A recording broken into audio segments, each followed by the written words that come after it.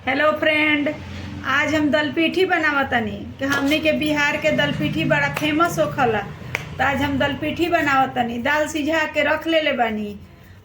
दाल सिझा के रख के आटा है सनी है, आटा सान के आटा के तो बड़का बड़का लोइया हम बना देवनी पहले। बड़ बड़ लोइया बना के बेलना चकला पर बेल देवनी बड़ बड़ा, तब गिलास से काट के छोटा छोटा पूरी निया रख देवनी। तब ओकरा के मोड़ मोड़ के एक बार दाल में हम सब कुछ देखावतनी। बड़ा स्वाद लागेला। रउआ लोग बना के खाएं, बड़ी सुंदर लगी दलपीठी। हमने ये कहे नहीं सा दाल में के पीठी, कोई कहेला दाल में के दूल्हा, कोई कहेला दाल पीठी। एक दूगो नाम बा, दाल में के दूल्हा आ दाल पीठी। हमरा तो बड़ा प्यारा लागेला। सवेरे का कहनी है कि आज कितना दिन से दाले चावल बनत रख रात के, चाहे कुछो कुछो हर कुछ बनत रख फेट के खाना। बाकी आज हमार लड़का कहता रहे कि आज सब कुछ खाए के मन नहीं खे, मम्मी आज दलपीठी बनावो। तो हम कहनी कि चलो तनी हम शुरू कर तनी दलपीठी बनावे के। तो अब हम शुरू कर दिले बनी बनावे के। सब बेल के रख तनी दाल सिझा के धैले बानी। वही में हम डाल के सब के हम बना दे। रउआ लोग के हम देखा देव तनी कि ये बेल के छोटा छोटा भैसे गिलास से काट के हम रखम।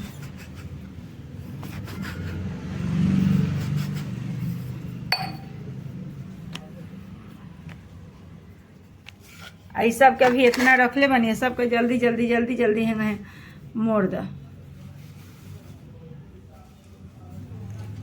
मोड़ के सब के हम रख दे। रख के तब जाके हम का करम कि यह दाल सिझा के भी धो दिले बानी।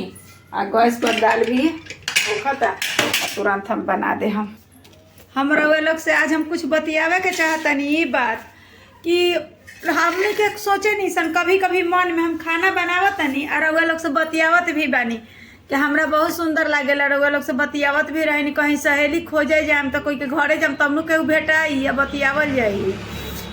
ऐसे हम रउरे लोग हमार फ्रेंड बानी, हम रउए लोग से हर बात शेयर करेनी कि खाना भी बनावतनी बतियावत भी बानी।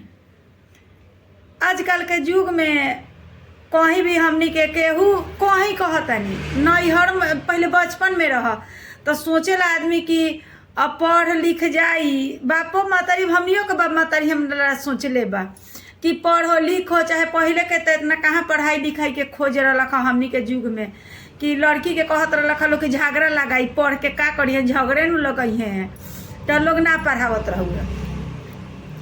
तो लोग बेटी के का करावत रहे, सिलाई सिखा देवत रहुए, सिलाई सिखावत रहुए, बिने के सिए के पर्दा फूल कसीदा इहे सब लोग काढ़े के सिखावे। ना तो ज़्यादा तो तनी सिलाई सिखावत रहे। बड़ा ओकर मशहूर है सिलाई। ना तो 10वीं पास कल तो मास्टरी उस्टरी हो गल तो उहे लड़की के उहे दूगो चीज़ में इज्जत मिलत रहुए। ना तो कहाँ इज्जत मिलत रहे। तब बाप मातारी का रह, तब बाप मातारी के कहना रहना में रह। एगो औरत के यह भूमिका बा।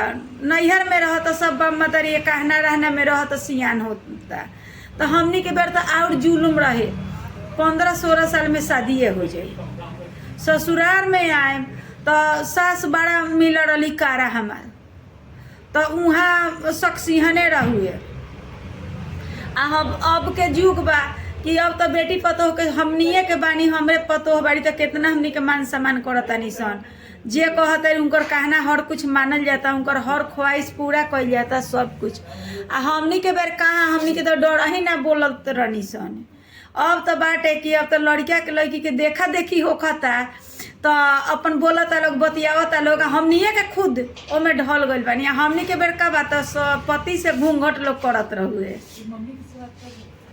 तो हमनी के बेर के जुगे अलग रहुए।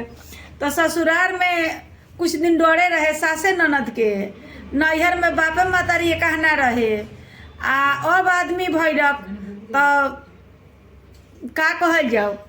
अब थोड़ा सा बा के हाँ आदमी के सांस लेवता। और का बा, बाल बच्चा के पोसे में भी बहुत तकलीफे रहे कि बाल बच्चा के पोसा, बबुआ के पढ़ावल जाए तो लिखावल जाए, बेटा होखो बेटी होखो, उनकर हर ख्वाहिश के पूरा कइल जाओ। यह सब करते करते तो इतना बीत गल आदमी के उम्र। कभी आदमी के कभी चैन जिंदगी में नहीं खे और अगर लगे खूब रही तो चारों बगल मान बा, नहीं खे तो कतहूँ मान नहीं खे। का बने कि आज हम दलपेठी नु अब सब हम अथी कर देनी, सब बना दिल बानी, गढ़ दिल बानी। आई देखी ना ऐसे गढ़ाला आए, लेकिन हम थोड़ा सा ऐसे भी रोटी नियर बेल के काट काट के में डाल तो और सुंदर स्वाद लगेला। आटा में जवाइन भी थोड़ा सा डाल दे, हम आटा साने के बेर तनी सा हींग भी डाल दे तो उ पेट में दिक्कत भी ना करिए, स्वाद बहुत सुंदर लगी। आ गढ़ के दलपिठी तैयार कर देनी। अब एकरा के हम डालता है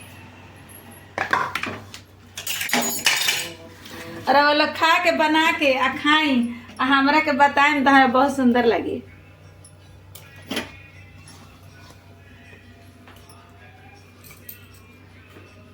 रउआ लोग खाए बना के बहुत सुंदर लगी दलपिठी।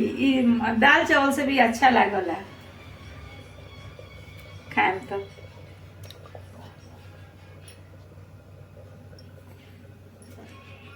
दलपिठी बन गए।